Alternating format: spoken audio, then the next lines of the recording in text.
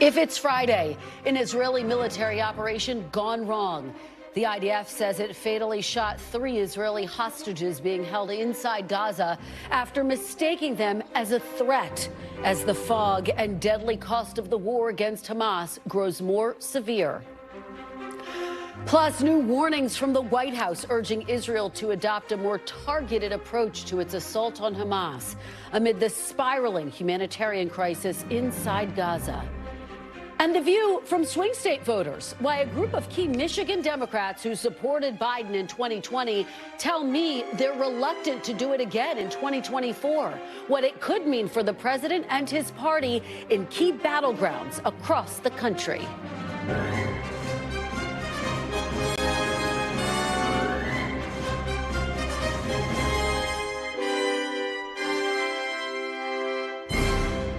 Welcome to Meet the Press Now. I'm Kristen Welker in Washington, where a week of wartime warnings from the Biden administration to Israel have just been punctuated by tragedy as Israel continues its offensive against Hamas in Gaza.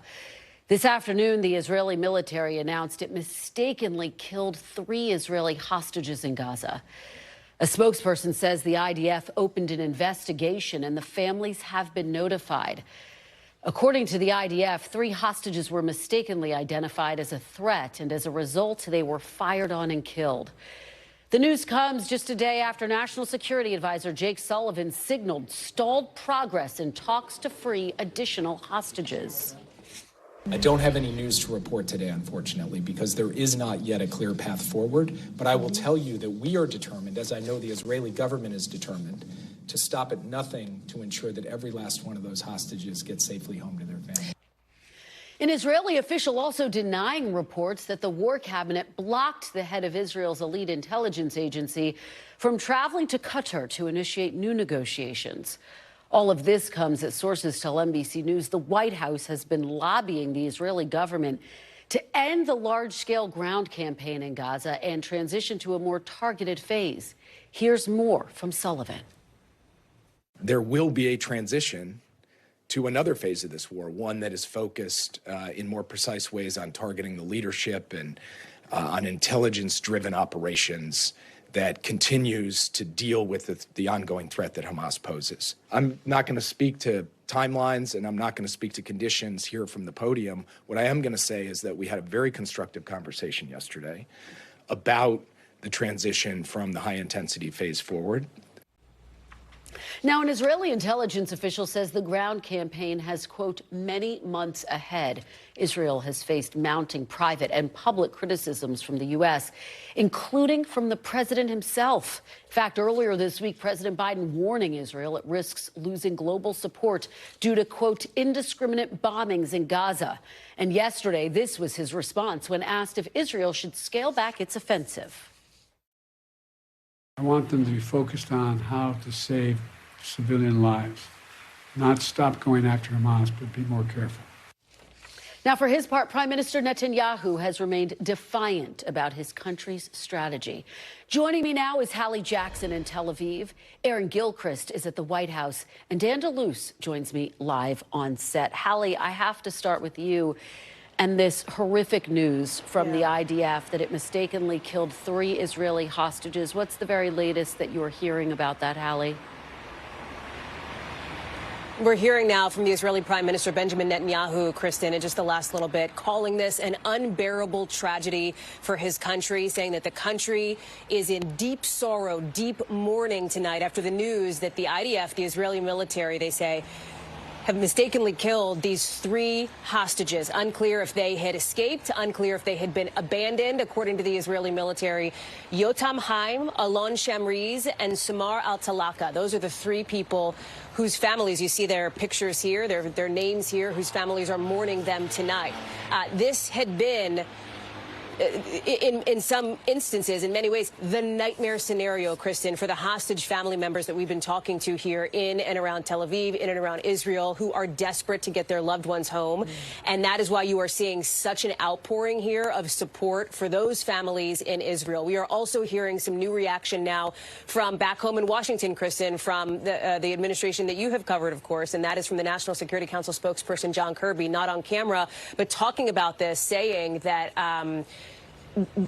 doesn't want to get too much into specifics. The specifics are not extremely clear at this moment, but of course calling this a tragic mistake, essentially, as you, I believe, are looking live at some of the pictures from around a place called Hostage Square with, I believe, some of these families on the move. This is actually a location we're headed to right after we finish talking with you, because, again, this is what's happening on the streets. So we're going to get some more information about what's going down on that live shot right there, Kristen. We're going to bring that to you.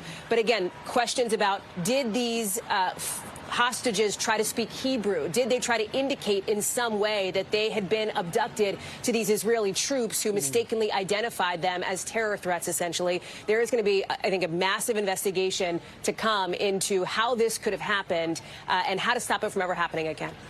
And Hallie, we will be so curious for your reporting once you're able to speak to the folks who we just saw there holding signs, clearly in so much pain as this tragedy continues to unfold. And of course, the backdrop, as you have said, Hallie, National Security Advisor Jake Sullivan traveling in the region. We know he met with the director of Mossad about those hostage negotiations last night. You and I were talking about this just yesterday. The status of these negotiations, which have effectively been stalled. That's right. Do you know anything about what may have come from those conversations with Jake Sullivan? Do you have any anticipation they will move forward, Hallie? Yeah. So I was at the news conference this morning with the National Security Advisor here in Tel Aviv, Kristen, and obviously this came up, and he made very clear that this is a paramount priority, not just for the United States, but that he also heard very loud and very clear that this was a top priority for the Israeli government as well. In his various meetings with, you see him there, with the War Cabinet, with President Herzog, with the Prime Minister Netanyahu, this has been such a focus for the Israelis, given that there are more than 130 people believed to be held in Gaza right now, captured after that terror attack on October 7th. The question is, how do you get those talks started again?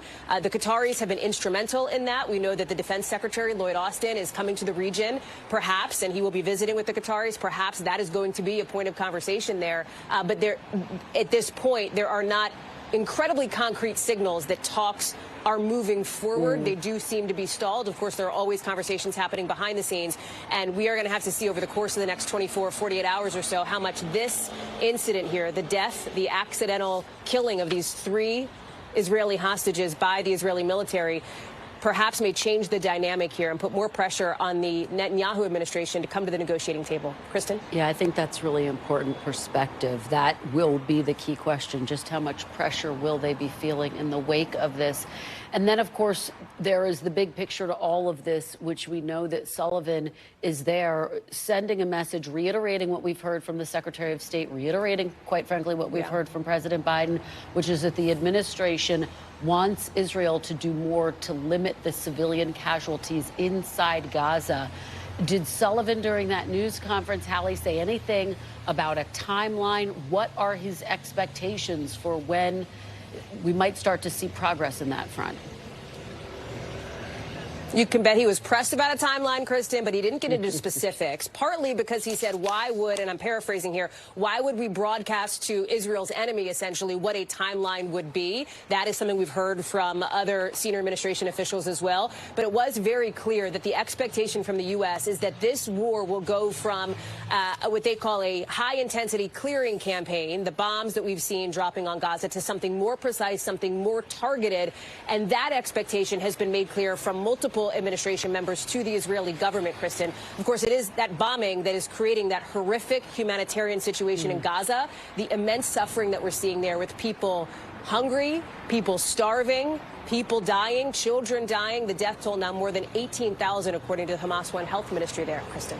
All right, Hallie Jackson, thank you so much for your incredible reporting. We're going to let you go so you can get to that protest there and so you can talk to folks. We appreciate it. Please, my friend, continue to stay safe.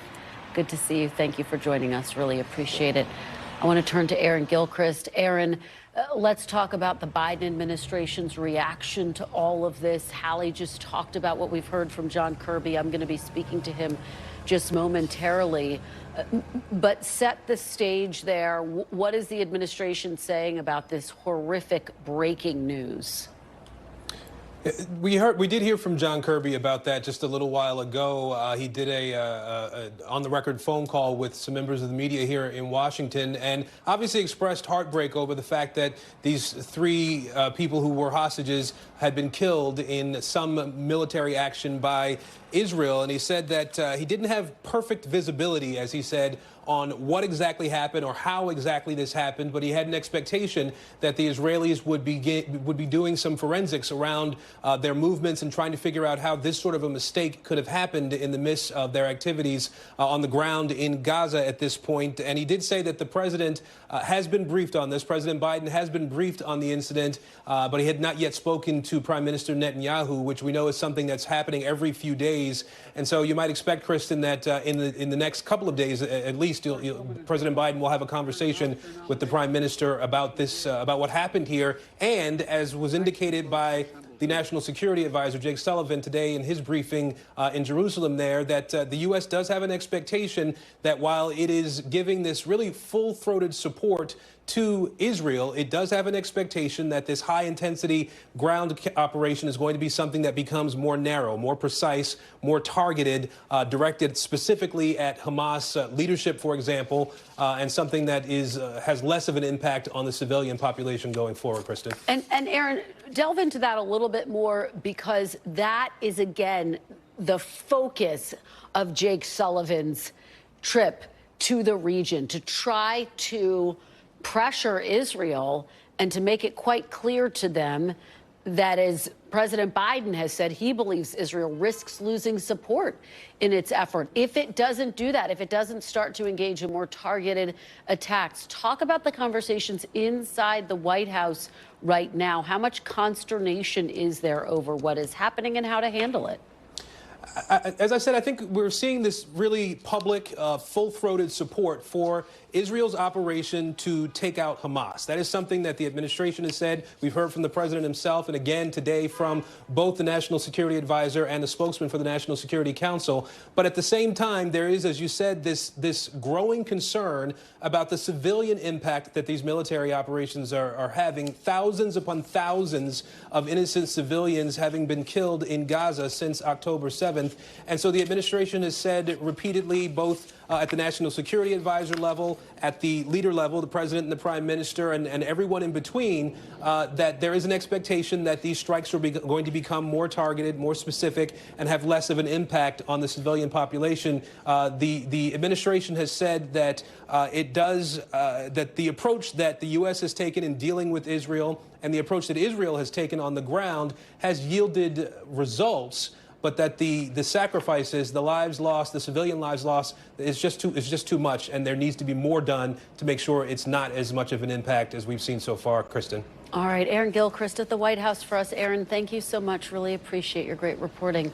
For more now, I'm joined by John Kirby, Coordinator for Strategic Communications for the National Security Council. Thank you so much for joining me, John. I know this is a tough day. Really appreciate your being here. Yeah, absolutely. Happy to be here, Kristen. So let's start with this horrific news that is coming out of Israel, the revelations that the Israeli military has now confirmed it mistakenly killed 3 Israeli hostages during ground operations in Gaza. I know that this is very early on, but what specifically can you tell us about how this could have happened and how the Israeli government is responding? It's difficult to know with any great detail exactly how this happened. Even the Israelis have said publicly that they don't have all the details to flesh it out. I'm sure that they'll do the forensics here, Kristen, and try to figure out exactly what happened, learn lessons from it so it can't happen again. But it's just a tragic, heartbreaking event. Terrible, terrible day for those 3 families. They're going to get the worst possible news that any family can get.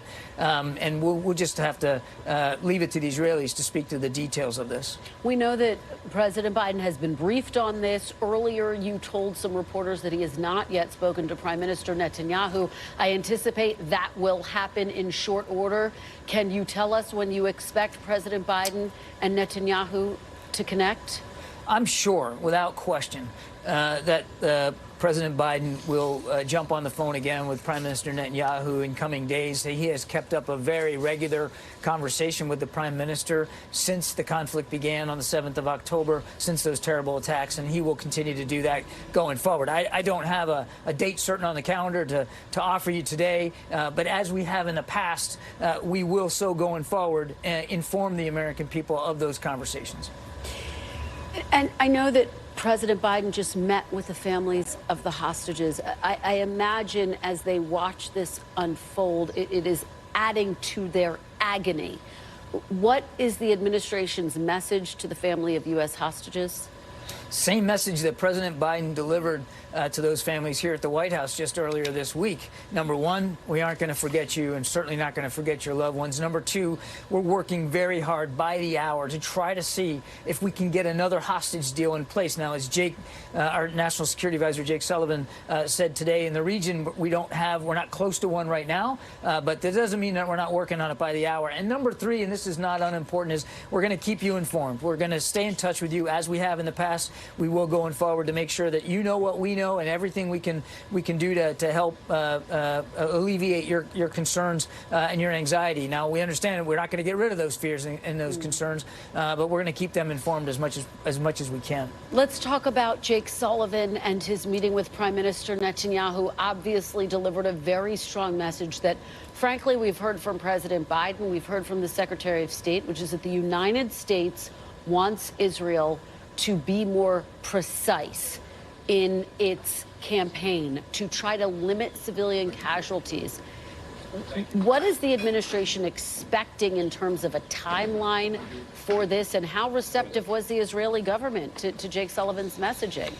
They have been receptive to our messages of concern about civilian casualties and about being more precise, and they have taken steps to try to do exactly that, using smaller units on the ground. Going in on the ground, quite frankly, is a way of trying to be more precise and more surgical, relying a little less on airstrikes, providing safe zones or safe areas where publicizing areas where people can go to stay out of harm's way. It's difficult for them to do that, given how many have already moved from the north to the south, and how Hamas continues to want to hide up underneath their residential buildings, their schools, and their hospitals. So it's difficult. This is a very special, I should say, added burden that the Israelis have when it comes to going after an enemy that doesn't separate itself from the civilian population. But they have been receptive to those messages. They have taken certain steps, and obviously, as you've heard us say, even today from the region, we want to see them do more. More can be done.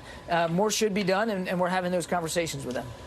And let me ask you, in terms of the humanitarian crisis, my colleague Peter Alexander reporting earlier that the Kerem Shalom border will open for direct aid in the next couple of days. Talk about the urgency behind that, and what's the day when you want to see this happen, realistically speaking? When we talk about a couple days, are you talking about over the weekend, by next week? What can people expect? Well, we're certainly hoping that over coming days and into early next week, we can get Kerem Shalom open for the actual delivery of aid, not just for inspection purposes, but getting trucks through there. That adds a whole second avenue now. You got trucks coming in through the Rafah crossing out of Egypt, and then Kerem Shalom, which is just a couple of miles away in southern Israel. But that would greatly improve our ability in terms of increasing the volume of trucks going in. So a significant step forward, one that we urged our Israeli counterparts to consider. We're glad and grateful that they have decided to do this, and we're going to be working with them over coming days on the modalities of that and exactly when it can be open. But it's a significant step forward, and it's good for the people of Gaza that they'll have now an additional stream of food, water, medicine, and fuel. I want to ask you about this U.S. intelligence assessment on so-called dumb bombs, and just to give our audience a sense of what dumb bombs are. They're essentially unguided munitions. They carry a larger risk to civilian lives. How concerned is the administration that the Israeli government is, in fact, using dumb bombs? And was there an agreement that they would limit the use of such munitions? these munitions are not what we call precision guided. It means they don't have some built-in capability, whether it's laser technology or infrared seeking, to guide itself to a specific target. So it's unguided munitions. That doesn't necessarily have to mean that they're being used recklessly. And I won't talk about the intelligence assessment. I think you can understand. I'm not going to get into that. Certainly not going to verify that report. But every military uses usually a balance of precision-guided and unguided munitions dropped from the air. What really matters is how you do that. If you're going to use unguided munitions from the air, how are you? What's the flying profile of the aircraft dropping it? At what altitude and at what speed is it dropping it? And how sure are you about the targeting process? Again, all those are things that the Israelis should speak to, not us. But just the fact that unguided munitions are being used doesn't necessarily mean that it's being done, again, recklessly or in a wanton fashion. That said, as we've been talking about here today, we want to see them take as many steps as possible going forward to be more surgical and more precise. And, what's getting lost a little bit in this discussion is the more surgical and precise you are, the better able you're going to be to go after the intended target, which in this case is going to be Hamas leadership. We all want to see Hamas not be in power in Gaza. We all want to see Israel live in peace and security and eliminate the threat that was so visible and viable to them on the 7th of October. And being more precise and surgical is good for the Israeli people, because it means that the munitions are going to where they should go, which is on the heads of terrorist leaders. All right. John Kirby, thank you so much for answering all our questions. We really appreciate it. Yes, ma'am. All right. And back with me on set is NBC's Dan DeLuce. Thank you so much, Dan, for being here. Your reaction to what we just heard from John Kirby, obviously he can't say a whole lot about this horrific breaking news out of Israel, the Israeli government acknowledging that it has killed 3 hostages mistakenly. But what were your takeaways from what we just heard? I mean, I think it's interesting that he admitted that Israel is using a large number of unguided bombs or missiles that do not have any kind of laser guidance on them, and that obviously could be contributing to the incredible civilian death toll and casualty toll there. Now, on the hostages, that was always a risk. Obviously, it was always a risk if Israel went into Gaza on the ground and in the air, that hostages' lives would be at risk, and now we've found out this terrible news. And just very big picture, we only have about 30 seconds. How does this intel factor into the criticisms that Israel is facing? It very much reinforces these really tough questions and this criticism that Israel is facing, that it is not taking precautions to protect civilians the way the White House says it's asking them to. And the next question is, what are the consequences for that? Dan DeLuce, thank you so much. We take you now to an NBC News special report as a decision has been reached in the Rudy Giuliani defamation trial. This is an NBC News special report. Here's Lester Holt. Good day, everyone. We're coming on the air with breaking news about former New York City Mayor and presidential advisor Rudy Giuliani. Just moments ago, a jury in Washington, D.C. said the former Trump advisor must pay $148 million total in damages stemming from the defamation case brought by 2 former Georgia election workers. Ruby Freeman and Shay Moss, a mother and daughter, say Giuliani damaged their reputations, mental health, and threatened their safety when he spread lies about them in a bid to overturn the 2020 presidential election results. Giuliani has admitted in the past that he did make defamatory statements about the women, but argued the comments did not cause them the distress they claim. NBC senior legal correspondent Laura Jarrett joins me. Laura, break all this down for us. Yeah, Lester, Giuliani facing that massive jury verdict just coming in moments ago. As you announced, the top line number there, $148 million there he is being ordered to pay, having already been found liable on the core claims of defamation and emotional distress for these 2 election workers who were doing their civic duty that day back in 2020, counting absentee ballots. Giuliani had wrongfully, falsely accused them of engaging in voter fraud, having gone on a conservative network and made a number of statements which these women testified to changed the course of their lives. After he made those statements, he essentially unleashed a torrent of violent and racist rhetoric against them, and today he's being ordered to pay, again, top line number, $148 million.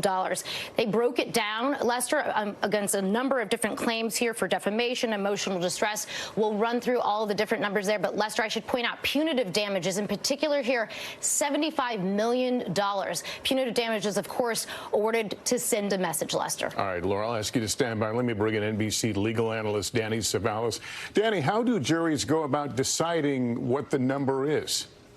There is no precise mathematical formula, and that kind of language is literally in the jury instructions for damages for emotional distress, for defamation, and punitive damages. That's why this is a case where the damages could have gone anywhere. They could have been a couple $100,000. They could have been $200 million, because it is really difficult to prove a dollar amount of harm when it comes to damage to reputation. Similarly, punitive damages, there is no formula for applying punitive damages, although courts in the D.C. Circuit have suggested that a single-digit multiplier, double, triple, quadruple, that would probably be upheld on appeal. Once you get into 20 times compensatory damages, then you might get overturned. But this is within that range. So while this was a completely unpredictable number, it's likely that these numbers, as huge as they are, will survive appeal if the defense tries to appeal them. And you talk about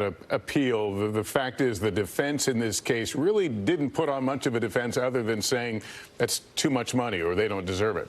In a sense, they couldn't put on a defense, especially as to liability. That's because liability was already determined. In fact, punitive damages were already determined, not the dollar amount, but the need to impose them, because there was already a finding that Rudy Giuliani acted with the requisite intent to merit punitive damages. In other words, damages intended to punish because of his reckless and worse conduct against the plaintiffs. So this is exactly the situation where there wasn't much defense to put on in the first place, because issues of liability and a lot of issues related to damages were already determined, and determined because of Giuliani's own failure to participate in the discovery process. So that was on the Giuliani defense team for failing to produce discovery, and the punishment here was that this trial was only ever about damages, and the plaintiffs just had to prove to the jury what a reasonable amount was for the harm to their reputation and their emotional distress. All right, Danny Savalas. Danny, thanks very much. That concludes this NBC News special report. More coverage ahead on our streaming channel, NBC News Now, and online at NBCnews.com. And, of course, I'll be back with you shortly for NBC Nightly News. For now in New York, I'm Lester Holt. Thank you for watching, and good day.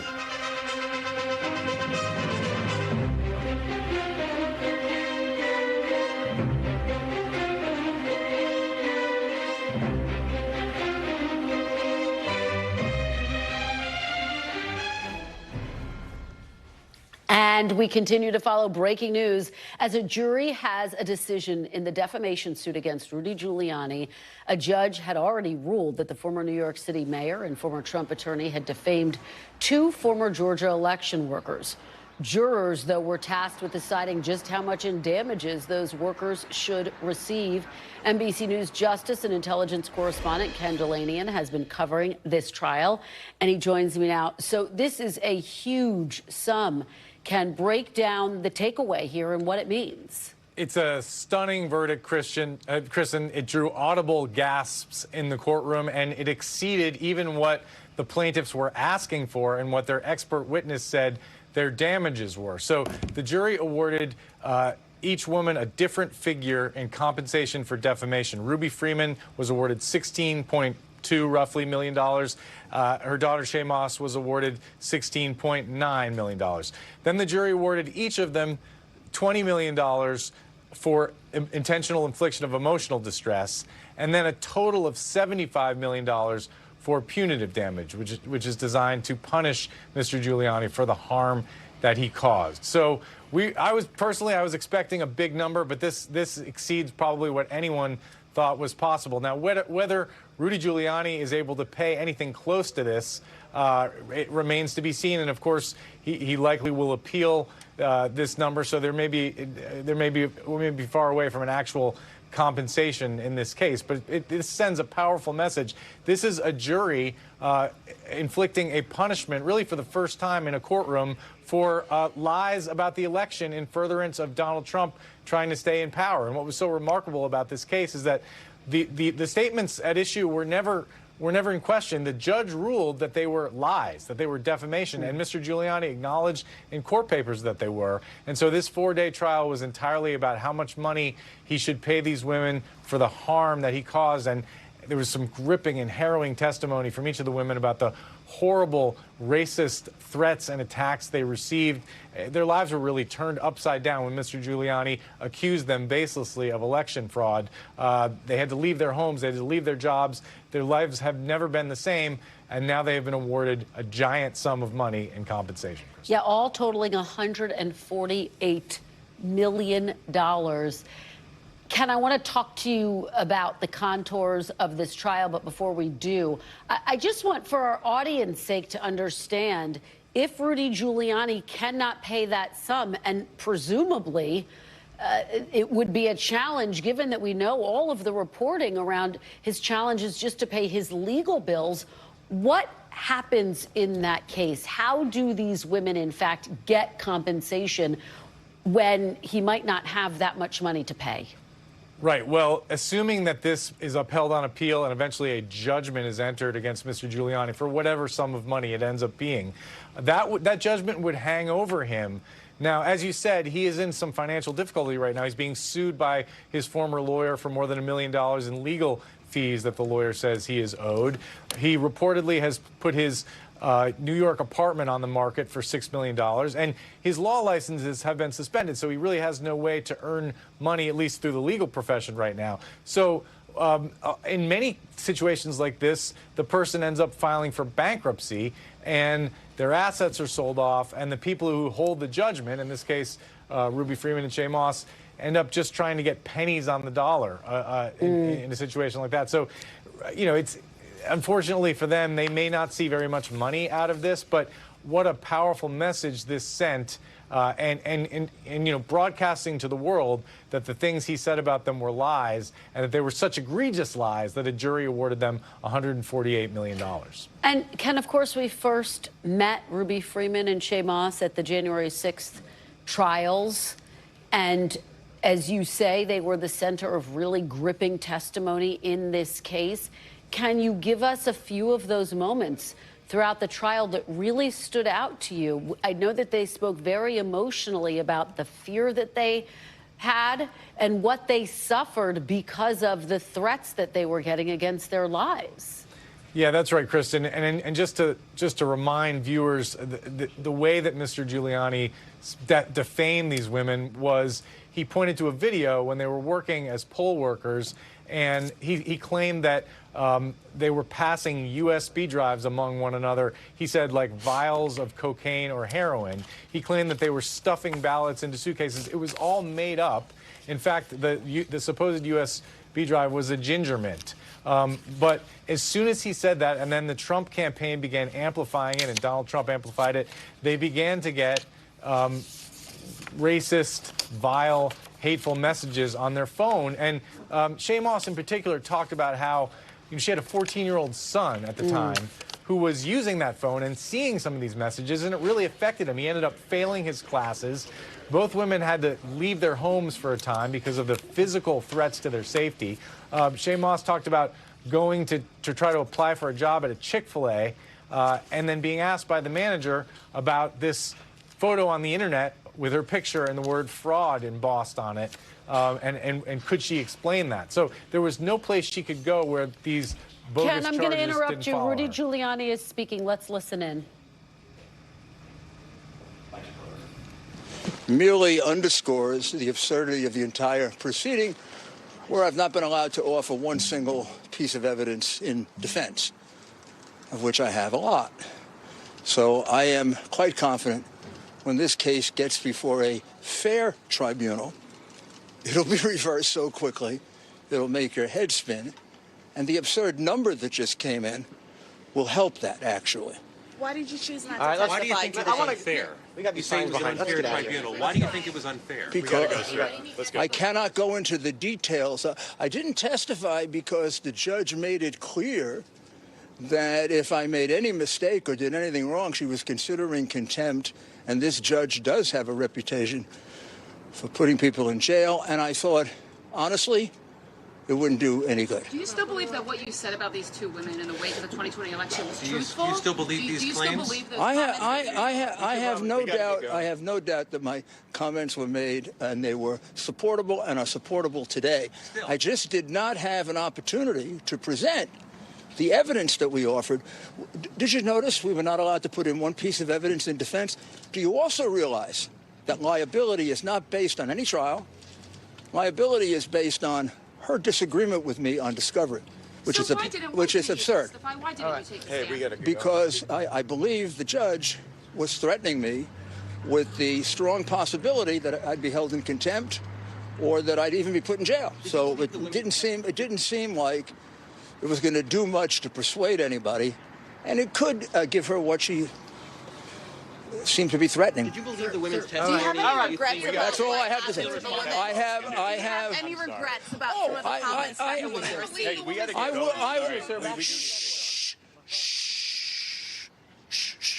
Do you have any regrets about some of the comments that the women received? Well, of course, the comments they received I had nothing to do with. Those comments are abominable. They're deplorable. No defense to it, but I receive comments like that every day. Different kinds of things. I've represented clients who have gotten that from the other side. This is a terrible part of our political system. Republicans, Democrats, liberals, and conservatives all get that. My comments weren't that. And I think that was also a very unfair part of it because my comments had no connection at all to those. There were thousands of things in the press about this, of which mine were a small amount. There's no way to say that my comments connected to that, but that's going to be part of what we'll get to litigate in a fair court. Thank you. Is that behavior that you will officially condemn, sir? Thank you, guys. Thank you. All right, that is Rudy Giuliani, who was ordered to pay more than $148 million to former Georgia election workers in the civil defamation suit. Joining me now with more is NBC News legal analyst Danny Savalos. Danny, let's just do a couple of fact checks from what we just heard from Rudy Giuliani. One, the messages that the women received were not just racist, they were violent, they were death threats. They talked about the fear they felt for their lives, for their families' lives. In addition to that, he said he didn't have a chance to present any evidence. He decided not to take the stand. He could have taken the stand in his own defense. I'll let you continue with the fact checking, but what are your takeaways? Yeah, it's the second part that I think bothers me the most. Number one, just like you pointed out, he could have taken the stand, and he sort of eluded the question, but he sort of implied that I thought the judge would hold me in contempt. That doesn't seem very likely. I mean, maybe a judge would admonish you for your testimony, but as long as you testify without causing a ruckus, you're not going to get held in contempt right there on the stand, unless, of course, you're lying or doing something more egregious. But the other thing that makes that a ridiculous statement is that he had an opportunity to participate in the discovery process. The reason liability was determined was as a sanction for failure to produce discovery. Had he wanted to participate in the liability phase, had he wanted to put on evidence, he could have done so by disclosing discovery and participating in the same discovery process that all the litigants are required to participate in, including his opponents, including the plaintiffs, who undoubtedly had to turn over all kinds of things, maybe even things that they didn't want to turn over. But that's discovery in the civil system in America. And if you don't participate in discovery, you face sanctions. And it had to be pretty bad for the ultimate sanction of deciding the issue of liability against Giuliani. I want to make clear, most of the time, if you get caught in a discovery violation, maybe there's a $1 fine, maybe a piece of evidence is precluded, but to have liability determined against you is really exceedingly rare. So Giuliani did have an opportunity to participate, to put on his case, and to argue liability and virtually anything else he wanted to, had he wanted to. And it's pretty clear that he didn't, no matter what he appears to say in his little post-trial press conference. Danny, he was pretty bullish there. He said he's going to appeal. He said he thinks that the sum that he has been slapped with will only help his appeal. Does he have a point there? What are you expecting as we watch this move forward through the legal system? So there's a lot of case law, a lot of case law on the issue of punitive damages and, of course, runaway verdicts. And here's the thing. With defamation, emotional distress, and punitive damages, those are like the trifecta in civil cases where damages are really difficult to ascertain. This isn't like a contract case where you can say, hey, the business lost this amount of money. We can show a decline from year 2021 to 2023, and here's that number. The jury instructions themselves in these cases literally say it is hard to figure out what the damages should be for emotional distress, for punitive damages, and for damage to reputation. So that is why the plaintiffs came up with a very creative avenue. What they did is they put on evidence of what it would cost to pay someone to repair their reputation online and elsewhere. Very creative strategy, because that probably gave the jury a hook to hang a number on, because ultimately in these kinds of cases the jury is back there in the room kind of making it up. So appealing this, generally speaking, multiples of single digits on compensatory damages will be upheld on punitive damages, but if you get into like 20 times the compensatory damages, that might get overturned. So they're within the range. The dollar amount alone should get upheld on appeal. All right, Danny Savalos, thank you so much. And Ken Delanian, beforehand, really appreciate your great analysis, Danny. Thank you so much. And joining me now on set is Dan Merica, national political reporter for The Messenger, Democratic strategist Ameshia Cross, and Stephen Hayes, editor and CEO of The Dispatch, as well as an NBC News political analyst. Well, we have a new topic to talk about, folks. I'm going to go around. I'm going to get your reaction to what we just witnessed, the implications. Dan Merica, what does it mean, big picture? Here you have Rudy Giuliani. Let's just remind everyone, he was an attorney, an advisor to former President Trump, one of the people who was in it with him as they were pushing to overturn the results of the 2020 election on this very specific point, this defamation suit. Here he has been slapped with $148 million. Politically speaking, what do you think the implications are? I have to wonder, if you are a candidate for office that supports Donald Trump and you are pushing lies about the 2020 election, if you are somebody who works for Donald Trump and are definitely going to be asked to say things that maybe you don't believe in about the 2020 election, if you're Donald Trump himself, you know, I'm not sure it's breaking through to him because he's said it so many times, but if you're in any of those positions and you're going to be running again in 2024 and you see this $150 million, give or take a few million, being ordered to be paid by somebody who probably doesn't have that money, isn't going to be able to come up with that money, and whose entire life has been taken over by this case, do you have second thoughts about pushing this? And, you know, everyone is going to have a different answer for that. But politically, I think that's what is going to matter. Is this going to make anybody, candidates, aides, operatives, Donald Trump himself, think any differently about pushing lies about the 2020 election? Stephen, what do you think about that? I mean, here is an actual price, as Dan points out, for pushing these lies. Does it make people take a step back and also just think about the broader implications and the broader optics, quite frankly, of how this all looks? So I would love to think so. But we heard Rudy Giuliani himself, moments after being hit with this decision, $148 million, so that he thinks his claims were supportable and that he just wasn't able to make his case. He's continuing to tell the lies. I guess I'm skeptical that it will have that effect. I mean, if I were working for Donald Trump and I were being asked to peddle these lies, and we know from his campaign appearances that the former president is going to continue to campaign on 2020 as a stolen election. He is going to continue to lie about this, and he will expect his surrogates, candidates campaigning on his behalf, to say the same thing. I certainly would be more cautious if he was asking me to tell these lies. Ameshia, how are Democrats watching all of this? This is yet another former Trump ally who is facing legal challenges. I think excited that the news just broke because Giuliani wasn't just an ally, he was the right-hand man. Not only did he design the landscape, he was someone who went across multiple states, Georgia being probably the most prominent in terms of developing out this plan, this agenda, and specifically attacking poll workers, naming them, calling them out, making up stories to where these women literally feared for their lives. We're talking death threats, we're talking people outside of their home, we're talking living in fear because you could not leave to even go to the grocery store without people believing that you stole the election. That mattered. And I think that seeing Giuliani receive justice, I believe, today, it matters. All right.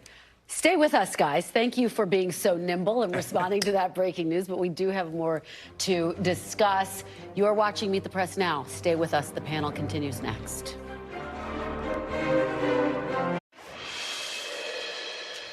Welcome back. Turning now to 2024 politics, alarm bells are sounding for the Biden campaign this week as multiple polls show the president slipping behind former President Trump in key Midwest states, states that are crucial to Biden's path to re-election.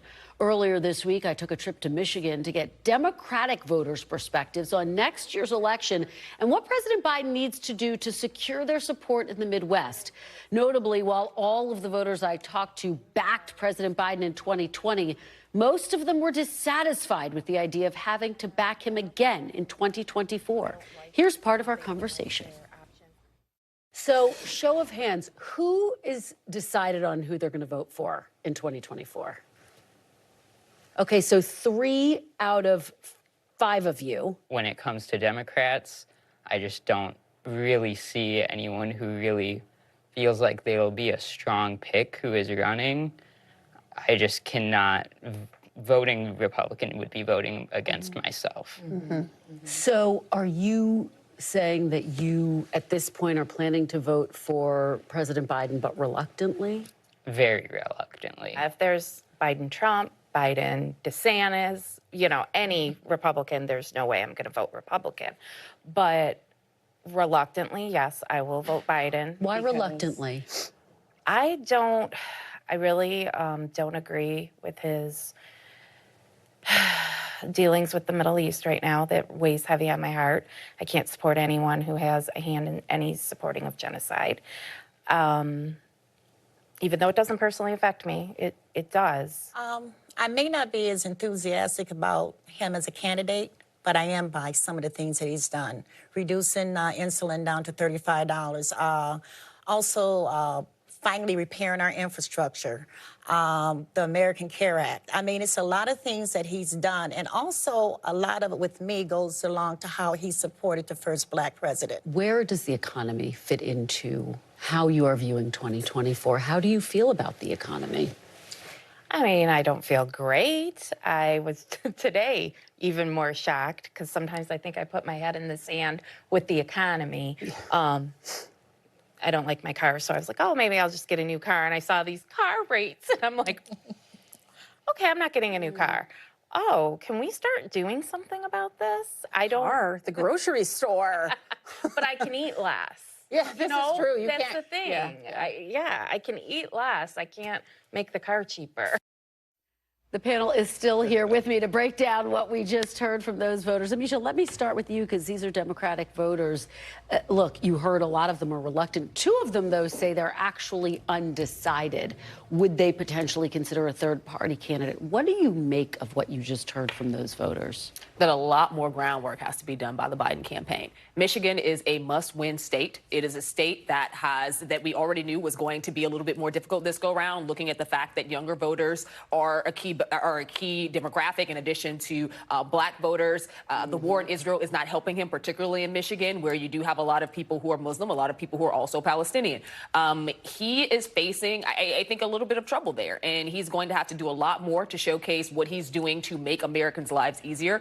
He's going to have to showcase a lot more heart and humanitarianism as it relates to the Israeli war. We've seen him do a little bit of that, but he's got to do a little bit more, and he's got to really, really ensure that younger people have something to vote for, not just something to vote against. They know who Donald Trump is. Stephen, what did you take away from that conversation? Again, 2 of those voters were undecided and say they would consider a third-party candidate. I mean, there's just so much frustration with a potential Biden-Trump matchup. Is this the moment where we could see a third-party candidate emerge who actually gets more than 5% of the vote? Yeah, I mean, I think absolutely it is. If ever there's a moment that can happen, it's this moment right now, given the level of dissatisfaction with the two front runners for the major parties. I thought the exchange at the end was very interesting and very telling on the economy. Obviously, the woman was making a joke about, I can eat less, but I can't not drive, right? But people are thinking in those terms, right? Yes. Like, that may not have been literal. Maybe we shouldn't be taking her literally, but people are going to the grocery and they see that their ground beef is 40% more than it was a couple years ago. And they say, oh, geez, my hamburger helper doesn't go as far as it used to. Yeah. And it's a problem. And the Biden team can argue, as they have, that there are good signs of the economy. Certainly the stock market is doing well more recently, and they can point to those things. But until people feel it and stop making jokes like that, they're going to have a challenge. And Dan, that frustration, not feeling what the numbers are showing with the economy, is fueling that dissatisfaction. But you had an interesting observation, which is dissatisfaction is one thing, but a vote's a vote. Yeah, reluctant voters count the same as very eager voters. Now, do they show up is the question. I think that exchange, which was great, highlights why Joe Biden's greatest asset is Donald Trump. That if he wasn't running against Donald Trump, there might be more interest in some of those women you spoke with to actually vote for a Republican candidate. Now, the one thing that I think is undercovered about Michigan is it's a key state not only for Biden and Trump, if Trump is the nominee, but there's a Senate race there. Yes. There is a number of high-profile House races there.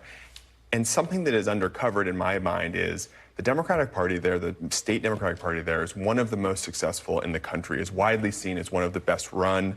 And the Michigan Republican Party there is on the verge of bankruptcy. Now, that is not something that you think about all the time, but when it comes to actually getting voters out, knocking on doors, supporting candidates, that might matter, that there's a functional Democratic Party and a dysfunctional Republican Party. All right, fantastic point.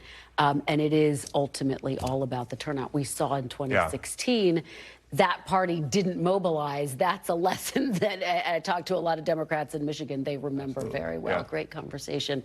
Thanks, you guys, Dan, Ameshia, and Stephen. Still to come, a new report from the International Rescue Committee warns that Gaza is now the deadliest place in the world for civilians. I'll talk to the head of the IRC about that report and how to help. That's next. You're watching Meet the Press now.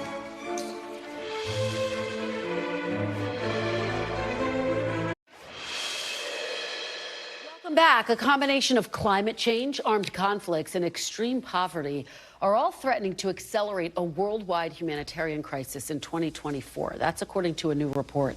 The International Rescue Committee is out with its annual emergency watch list report of 20 countries most at risk of an intensifying humanitarian emergency in the new year. And topping that list is Sudan, where a civil war has brought the country near the brink of collapse, followed by the Palestinian territories of Gaza and the West Bank, which the IRC describes as, quote, the deadliest place for civilians in the world heading into 2024. Joining me now is the president and CEO of the International Rescue Committee, David Miliband. Thank you so much for joining me, David. I really appreciate it. Thank you so much for giving us some space. Absolutely. Well, one of the issues that's making the crisis in Gaza, of course, even more dire is the fact that Palestinians have nowhere to go, nowhere to evacuate to. How much do you think it would ease this crisis if countries like Egypt and Jordan were able to actually open their borders and allow in refugees, understanding that they are dealing with their own stresses? Yeah, there's a lot of politics in that question, obviously, given the nature of the Middle East conflict. You're certainly right that the density of population in Gaza is one of the things that makes the conduct of the battle so perilous for civilians.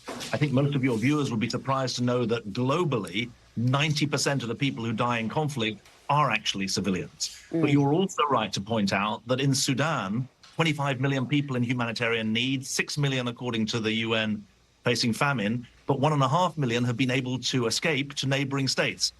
They've gone to Chad, to the west, about 600,000, and 400,000 down to South Sudan. That option isn't open in Gaza. We have a team in Egypt. They're trying to get in to deliver medical aid because that's desperately needed. We have specialism in containment of contagious diseases. But you're right that it's the density is a severe hazard, both from the bombardment, but also from the disease that goes with the kind of conditions that you're featuring in the pictures. What do you think is most urgently needed in order to help this crisis that we are witnessing unfold? In Gaza? In Gaza.